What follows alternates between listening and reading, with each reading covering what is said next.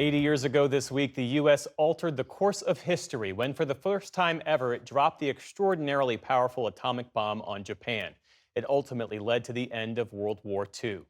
The motivation and secrecy surrounding the development of that world-changing weapon and the devastating consequences of its use are the focus of a new oral history out today from author Garrett Graff.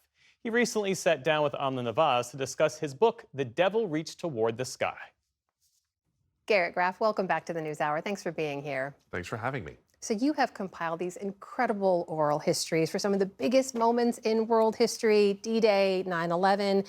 Why did you want to apply that approach to this, to the making and actual deployment of the first atomic bomb? Yeah. August, of course, marks the 80th anniversary of the bombing of Hiroshima, the bombing of Nagasaki, the end of World War II.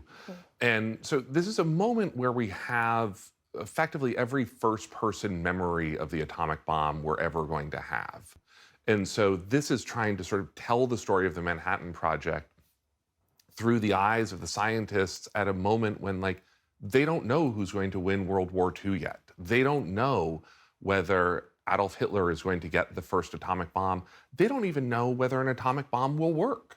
And you do begin with the accounts and the stories of many of those scientists in Germany and in other nations. Albert Einstein, as you mentioned, even Sigmund Freud is quoted in there in the early 1930s. They're commenting on the rise of Adolf Hitler in that moment. Why start with them? Why are their voices central then?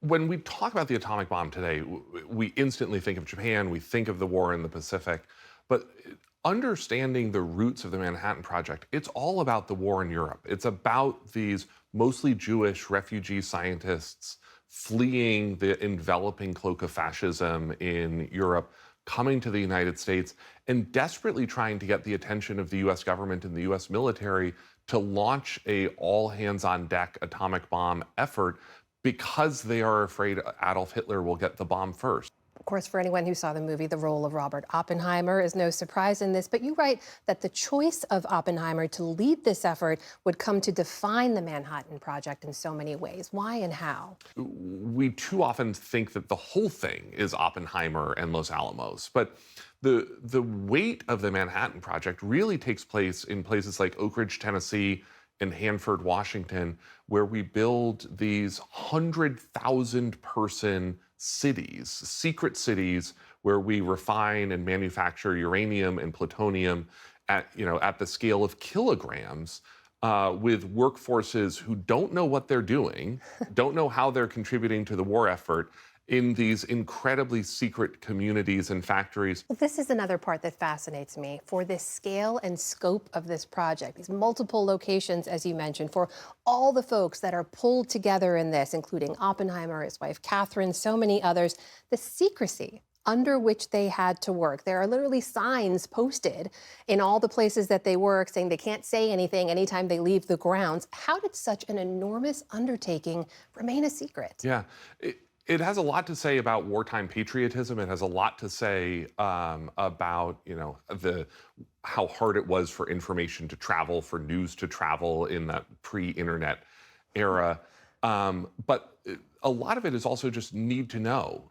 There's this fabulous part of the story where in Oak Ridge, those uranium plants, much of the work is actually done by these sort of high school girls that Tennessee Eastman, the company that's running the plant.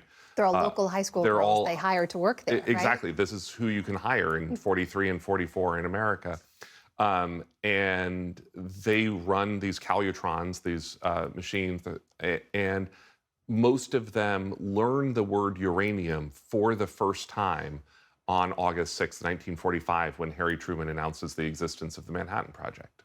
There's a major shift, of course, when Hitler dies by suicide in April of 1945. As you mentioned, Hitler had been the primary justification for that atomic bomb work for so many, and those scientists, you quote one, Emilio Segre, who's an Italian-American nuclear physicist, who says, now that the bomb could not be used against the Nazis, doubts arose. Those doubts were discussed in many private conversations. What were those doubts, and how does the target shift to Japan? What's so striking in the memories of the scientists who were working on it was a lot of them are sad that their work is too late. that, that they wish that the bomb had been ready early enough to drop on Berlin. And it's only in those final months of the war, when Germany is already defeated or on its way to defeat, that they sort of wrap their heads around, oh, this is actually going to be used in Japan. And that's when their doubts arise, because again, these are European, mostly Jewish refugee scientists. And a lot of them say, hey, we signed up to build a bomb to stop Hitler. We don't want this thing used on Japan. Like, that's not the fight that we intended to have here. After the bombings, and you go into incredibly fascinating detail about the B-29 squadron that's pulled together to pull this off. After the bombing, some of the most haunting things in the book are the recollections of the children in Japan, what they saw and what they remember from that day, some 5, 6, 7 years old. There's a 9th grader you quote in there who says, it was like being thrown into an iron melting pot. My face burned. I jumped into the river. One of my friends found me and asked how his face looked. The skin was hanging down from his face like a rag. I was too scared to ask him about my own face. Just horrific descriptions of what unfolded on the ground.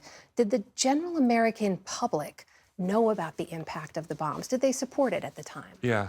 Those final chapters are just this incredible juxtaposition of the triumph of the Manhattan Project workers, the bomber crews, the Enola Gay, which delivers the bomb to Hiroshima. They land, they get medals pinned on their chest, and then they go off to a literal barbecue party to celebrate the bombing while Hiroshima burns behind them.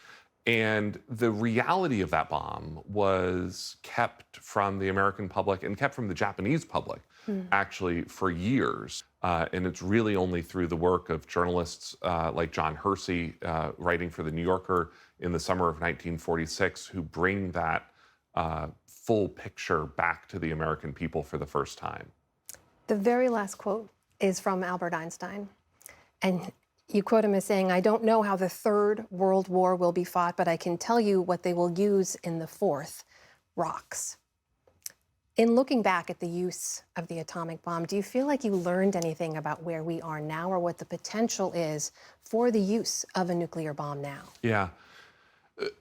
This year, we've already seen conflict between India and Pakistan, the two largest nuclear arsenals in the world to ever come into direct conflict. We've seen the U.S. and Israeli strikes on the Iranian nuclear program. We're seeing the U.S. geopolitical instability prompt conversations about proliferation in Europe and Asia and countries like Korea, even some conversations in Japan, which is sort of once unthinkable. And I think for me, those searing survivor testimonies, one of the reasons I wanted to sort of tell that story right now, as that generation passes, is that I think we need to, as a society, as a country, as a people, recommit ourselves in this moment where I think we're actually going to see more countries joining the nuclear club over the next decade to fulfill the vision of those Hayabusa, the survivors, that they be the last survivors of a nuclear weapon in our age. The book is The Devil Reached Toward the Sky, an oral history of the making and unleashing of the atomic bomb. The author is Garrett Graff. Garrett, always great to see you here. Thank you so much. Thanks for having me.